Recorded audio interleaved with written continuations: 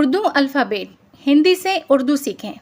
ये लिखा है अलीफ, बे, पे, ते, टे, से। तो आइए हम इसे उर्दू में लिखना सीखें। तो देखिए उर्दू में हम लिखेंगे अलीफ, ऊपर से नीचे की तरफ लाना है, ऊपर से नीचे की तरफ लाना है। तो ये क्या हुआ अलीफ। ये क्या है बे। बे हम किस तरह से लिखेंगे, इसको इस तरह से करके यहाँ ला के इसको ऊपर की तरफ करना है। यहाँ पे हम एक नुक्ता देंगे तो ये क्या कहलाएगा बे। ये हुआ पे, पौ में एक ही मात्रा है, ये हुआ पे। उर्दू में पे इस तरह से हम लिखेंगे, ऊपर से नीचे ला के इसको इधर करना है। अब यहाँ पे देखिए नुक्ता हम 3 नुक्ता देंगे, 1 2 3। बे में हमने 1 नुक्ता दिया, पे में हम 3 नुक्ता देंगे। ये है ते।